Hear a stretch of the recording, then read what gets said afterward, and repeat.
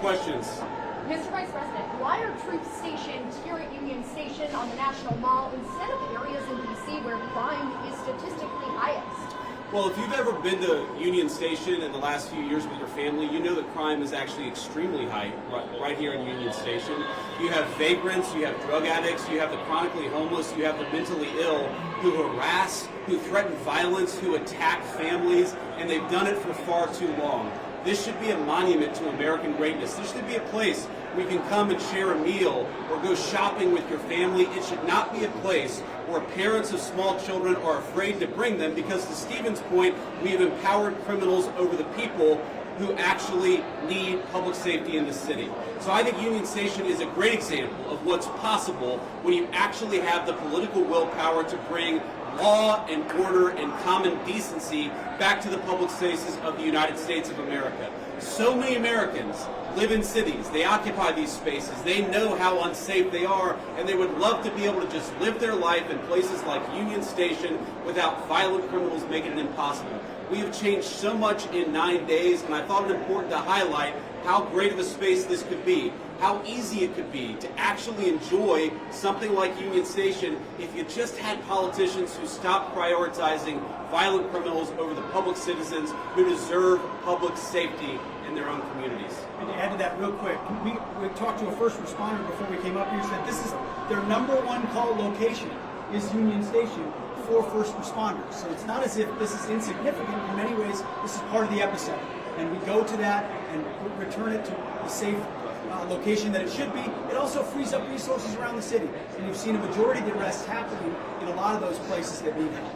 Right. For crime Will you extend past 30 days? For crime. Will you extend past 30 days, and do you think you have congressional, will Congress go along with it?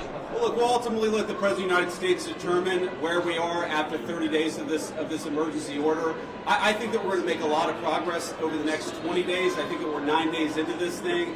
But if the President of the United States thinks that he has to extend this order to ensure that people have access to public safety, then that's exactly what he'll do. If he thinks he doesn't have to do that, obviously he'll make that determination. But what we're going to do is try to empower these guys to do as good of a job as possible to bring public safety and order back to Washington, D.C.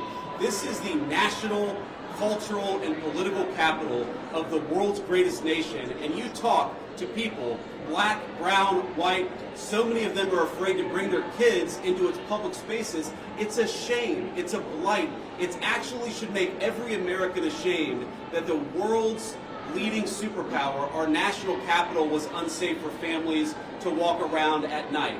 That is a disgrace. We don't think that it's acceptable, and thank God we have the presidential leadership to change it, and that's exactly what we're trying to do. Were crime statistics manipulated by the D.C. police? Well, I think that crime statistics all over our country were massively underreported because a lot of people would pick up the phone, they'd call somebody, they'd try to get help, and nobody would show up. If you look at wait times, at 911 response times all across our country, but certainly in Washington, D.C., they were way too long. And that wasn't because of the D.C. police, that was because there was too much crime and too few law enforcement agents on the street to bring order and decency to this city. You talk to these guys. I talked to 3 police officers earlier. I've talked to the National Guard. They are so happy that they've been empowered to do their job, which is to make American streets safe for American citizens. And I think that empowerment is going to keep on going until we make America, and D.C. in particular, a safe place again. What evidence do you have that the DOJ has? Are you going to be releasing it? I'm sorry? Are you going to be releasing evidence of this? Of what? That D.C. has a terrible crime problem? You just got to look around. Obviously, D.C. has a terrible crime problem. The Department of Justice statistics back it up. The FBI statistics back it up. Just talk to a resident of this city, this beautiful, great American city. Don't they deserve... we talk about human rights. We hear these people outside screaming, "Free D.C." Let's free D.C. from lawlessness. Let's free Washington, D.C. from one of the highest murder rates in the entire world. Let's free Washington, D.C. so that young families can walk around and feel safe and secure. That's what we're trying to free D.C. from. And as Stephen said, it's kind of bizarre that we have a bunch of old, primarily white people who are out there protesting the policies that keep people safe when they've never felt danger in their entire lives. Which cities are next? Are you going to target any other? Mr. Vice President, thank you, Mr. Vice President.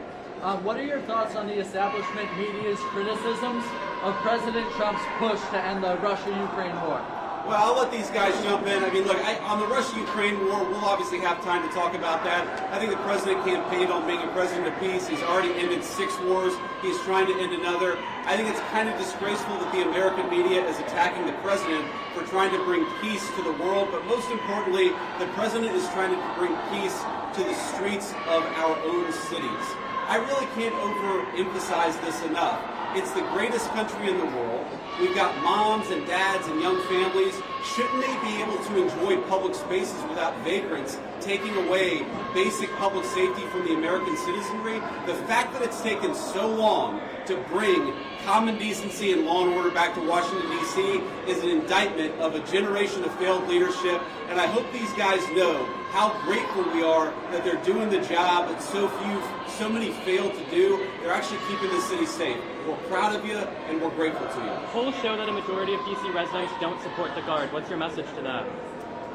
I'm sorry? Polls show that a majority of DC residents don't support the Guard here. So what's your message to the majority of DC residents? I'm highly skeptical that a majority of DC residents don't want their city to have better public safety and more reasonable safety standards within Washington, D.C. I don't know what poll you're talking about. Maybe the same polls that said Kamala Harris would win the popular vote by 10 points.